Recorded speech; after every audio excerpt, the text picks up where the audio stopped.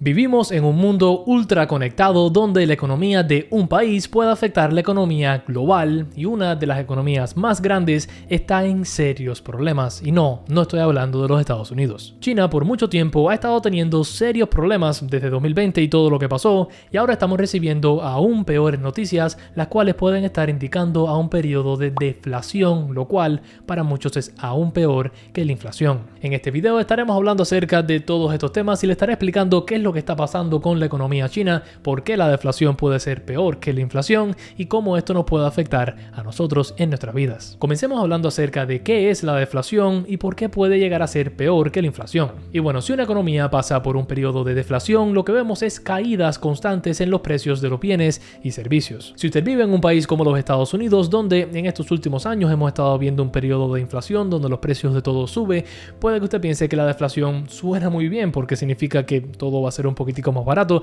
y aunque sí, a corto plazo esto es cierto y a nivel personal esto puede ser fantástico, a nivel económico esto no es muy bueno. Primero que todo, tenemos que si las compañías comienzan a bajar los precios de sus bienes y sus servicios, esto puede terminar llevando a desempleo, ya que comienzan a despedir a parte de sus trabajadores. Junto con esto, la innovación frenase completamente, porque ¿para qué Apple va a tratar de sacar un nuevo dispositivo si el precio del mismo va a ir cayendo constantemente? Además de esto, la deflación termina causando que los consumidores no gastemos dinero en bienes y servicios, lo cual es desastroso para la economía, y ahora le voy a explicar por qué. Imagínese que usted se quiere comprar un televisor, pero que vive en una economía que está viendo una deflación, o sea que los precios de los bienes y servicios caen todos los meses, vamos a decir 1%. ¿Por qué razón va a comprarse usted ese televisor hoy si sabe que de aquí a 10 meses ese televisor va a tener un 10% de descuento? Obviamente esto no afecta tanto a la parte de necesidades, porque las personas van a seguir comprando sus necesidades, gasolina, comida y demás, pero sobre todo a los bienes un poco más discrecionarios, las personas empiezan a guardar el dinero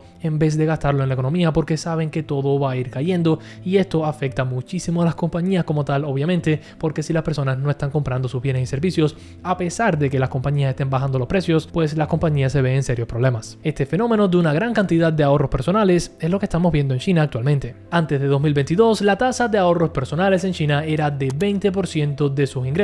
y actualmente estamos viendo unas tasas de ahorros del 33%. O sea que ahora mismo de cada 100 yuanes que un chino genera, va a terminar ahorrando 33, lo cual es una tasa de ahorros altísima. Sí es cierto que la cultura china está mucho más dedicada al ahorro que la cultura de los Estados Unidos, por ejemplo, pero aún así 33% es mucho más de lo que solíamos ver antes de 2020, que era ese 20% más o menos. Y a ver, aunque esto es fantástico desde un punto de vista de finanzas personales y uno debería tratar de ahorrar entre 20 a 30%, para una economía esto no es para nada bueno, ya que termina congelando la circulación del dinero, y tenga en cuenta que esta cantidad llegó a ser aún más alta, casi el 46% de tasa de ahorros personales en el 2021. Pero obviamente, como se han ido levantando un poquitico las restricciones de la situación, pues la población china ha salido a gastar un poco. Lo que pasa es que no están gastando lo suficiente todavía como para poder ayudar a la economía. Esto lleva a que los gobiernos no sepan qué hacer, porque si continúan estimulando a la economía como están haciendo en China, pero nadie gasta,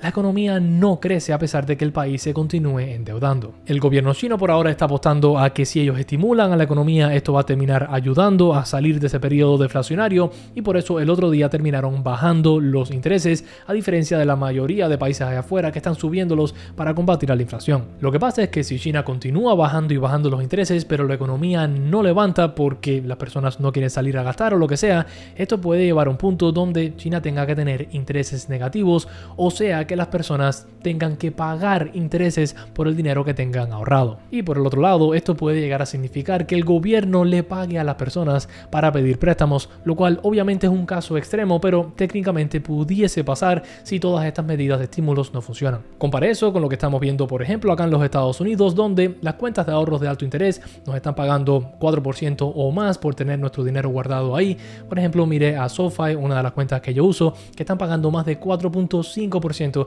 de intereses por usted tener su dinero ahí, y ese dinero está prácticamente asegurado. Si esto le llama la atención, por cierto, link en la descripción y se puede ganar un bono bastante bueno. En fin, aquí en los Estados Unidos y en varios otros países lo que están tratando de hacer es incentivar el ahorro, ya que esto combate bastante bien la inflación, mientras que en China están haciendo completamente lo contrario. Están desalentando, desmotivando lo que sea el ahorro, porque quieren que las personas salgan allá afuera a gastar para así poder mejorar un poco la economía. Por eso es que muchas personas temen que lo peor está por venir para la economía china, ya que estamos viendo los primeros indicios beneficios de esa deflación. Lo más interesante de todo esto es que existe otra nación asiática que tuvo un periodo de crecimiento muy grande, un boom muy increíble, para después caer de una manera muy significativa, seguido por un periodo de deflación, y podemos trazar varias paralelas entre esta nación asiática, que obviamente es Japón, y China. Después del boom tecnológico de los 80 en Japón, de los 1990 a los 2000 más o menos, vimos un periodo de deflación en Japón del cual honestamente aún no se han recuperado. Por ejemplo, aquí usted puede ver que el Banco Central de Japón actualmente tiene la tasa de intereses del mismo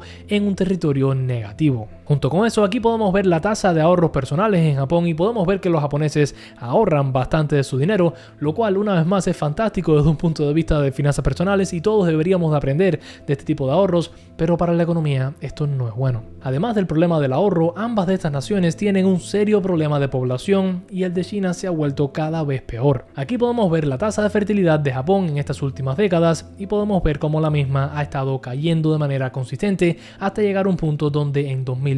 cada mujer paría 1.34 niños. Obviamente, para poder ver un crecimiento en la población hace falta que cada mujer para 2 o más niños, y esto no es lo que estamos viendo en países como Japón, China y honestamente tampoco en los Estados Unidos. En el caso de China, aquí podemos ver que tomando en cuenta los números de 2020, cada mujer paría 1.28 niños y podemos ver que esto ha caído de una manera significativa de los años 1970 para acá. Actualmente, en 2022, la tasa de fertilidad de China está a 1.09%. Ahora, como le comenté, del lado de los Estados Unidos tampoco es que esté por encima de 2, que es lo que se requiere. La tasa de fertilidad de los Estados Unidos para el 2022 estaba en 1.66, tomando en cuenta los números que vi, o sea que una vez más hace falta que esté a más de 2 para ver un crecimiento en la población de un país. Lo que pasa es que al menos en los Estados Unidos tenemos bastante inmigración. Ahora, a diferencia de los Estados Unidos y de Japón también, que aunque su inmigración no es muy grande, al menos tiene un número de inmigración positivo, en China estamos viendo un número de inmigración negativo, o sea que las personas están saliendo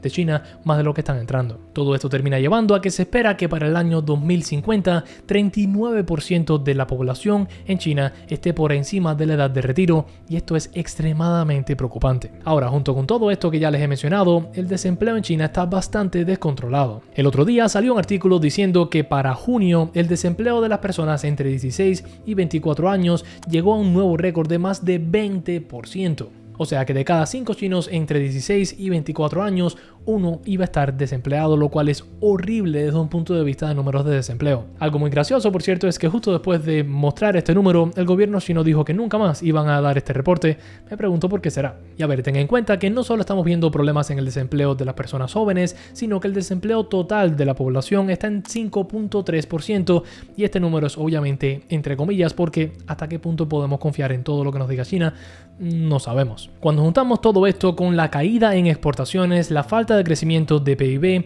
el problema del mercado de bienes raíces y demás, esto nos muestra que la situación económica de China actualmente no está muy bien. Ahora, aunque usted viva acá en los Estados Unidos o en cualquier otro país que no sea China, esto le puede afectar muchísimo a usted, sobre todo si vemos una caída prolongada y seria de la economía china debido a la importancia de este país para el resto del mundo. Debido a esto, se ha estado hablando acá en los Estados Unidos acerca de aflojarle un poco la tuerca a China, por así decirlo, aflojar con las tarifas, promover un poco más de inversión y de más allá, lo que obviamente vamos a tener que esperar y ver qué es lo que termina pasando, porque estamos muy pronto todavía en este posible periodo de deflación en la economía china. Ahora, diciendo esto, recordemos que normalmente cada vez que se ve una caída significativa en una economía, recesión, década perdida o lo que sea, se terminan creando muy buenas oportunidades de inversión, o sea que puede que próximamente se cree una oportunidad interesante para invertir en acciones chinas. Ahora, antes de eso, como siempre les he dicho, creo que es muy importante tener un fondo de emergencia con nuestro dinero por si algo nos pasa a nosotros y no invertir todo nuestro dinero de una vez. Ahora, de nada sirve poner ese dinero debajo del colchón, ya que no nos va a estar ganando absolutamente nada, o sea que por eso el otro día les hice un video hablando acerca de cuáles son, en mi opinión, las mejores cuentas de ahorros de alto interés allá afuera. Espero que les guste, nos vemos en la próxima. Chao.